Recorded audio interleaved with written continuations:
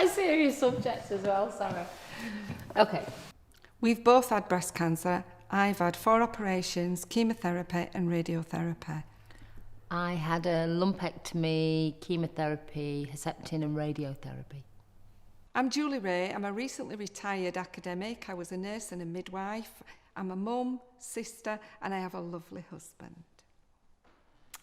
I'm Farida Anderson. I'm Manchester born and bred. I've got twin boys and I've got a daughter and 6 grandchildren, and I love life. So Julie, how did you react when you was told you had cancer? My initial reaction was to laugh. The consultant told me and I actually laughed in his face. And then I just couldn't stop swearing. And then the floodgates opened and I just couldn't stop crying. I couldn't control myself. It just came pouring out. How did you react, Farida? Shock, horror. Got took back to the time that my mum had been diagnosed, and my mum died at 48 and I was 49. So knowing that my mum had died, I just thought I was going to die. I didn't have time to cry, and I don't think I had time to be angry.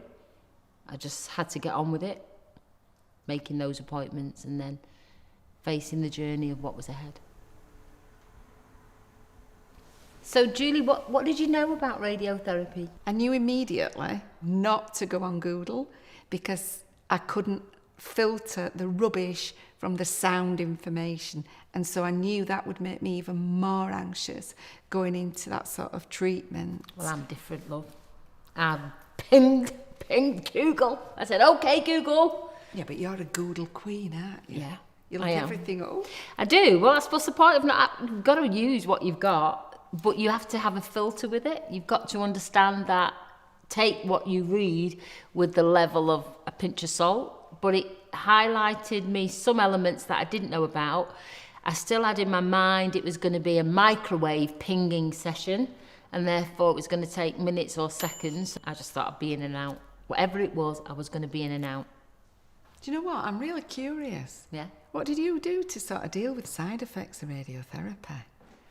First of all, I was very lucky. I got a good information pack that came from the hospital that I was going to attend, and it talked about the necessity to cream and hygiene and maybe not use scented stuff, and as easy as it might seem, because you go on your own and you park your car and you don't have an entourage, which you do when you do for chemotherapy, if you've got family and friends, and there's not much happening to you or being done once you're having this treatment. And actually there's a lot being done. It's doing a lot to your body, which then gives you both a psychological, I think, and an emotional impact. What about you? Well, that's why I found it really useful to give myself a little treat most days. I think because I used aloe vera for my skin, I bought a plant and I seared the leaves and I put all the juice all over me and used that to stop my skin going red. And for me, it worked. Yeah. It caused me no harm. So whether it was psychological or physical, it did the trick. But because my appointments were on a morning, I would often go for a little walk. And I would just sit there and contemplate. And I found that really useful because I needed a form of stillness in my body, physically and mentally, so that I wasn't always thinking about radiotherapy. I look back, and if somebody would say to me, what do you need? Because you've just been diagnosed with cancer, I'd actually say I need a PA. A personal assistant would be really wonderful, because you are inundated with appointments. It got to the point that I didn't know what tablets I was taking, when and where. I didn't know what appointments that I had. And I got really ill, and then a niece come along, and she's very technical. And I only found this out after all my treatment was finished. They'd set up a secret WhatsApp group. So I had a group of PAs at that moment. They just dumped me afterwards, really, which is a bit sad. I could do with them now. But you didn't know you had it? I didn't know I had it. And that's quite nice, you know, because I think I would have felt I was really imposing myself. The biggest difficulty that I had with my cancer is I'd been so independent until that moment. I had a big thing about burdening people with what was happening to me. So one of the things I did, because it's me, was I wrote some poems, I wrote a blog, I started a blog, I became quite creative. My family don't know to this day that I did it. I shared it with random strangers, but actually that was support for me that I created by myself and for myself. The biggest thing I struggled with once, and I think it's something most people struggle with when all the treatment stops. I think, well, for 6 months I didn't leave the house. I got agoraphobic. I really lost a lot of confidence. You lost confidence driving. I lost confidence in driving. We lost some things that we then needed to build back. So we got together and decided to set up a charity, small community organisation called Fit After Cancer Treatment, which was really getting people back to going into the gym or doing some physical activity. Just to kind of put a bit of a blanket around them for a small period of time. It was very simplistic. Very. And then from that, because we're both a bit creative, really.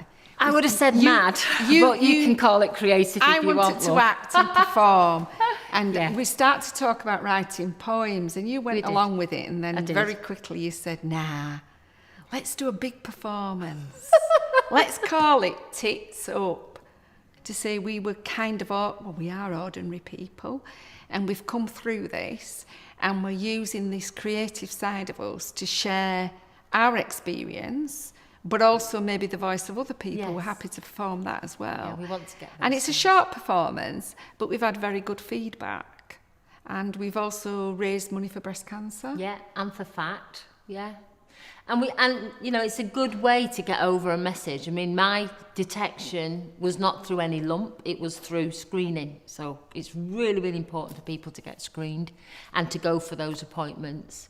I was symptomatic, so one of my messages is, you know, to listen to your body and to not ignore what might be going on and to seek professional help, because the best thing that could ever happen is you tell you there's nothing wrong with you. I listened to my body and there was something wrong with me. But I'm here today, we've got the show, and life's pretty good. Great. We're in front of cameras, makeup, hair.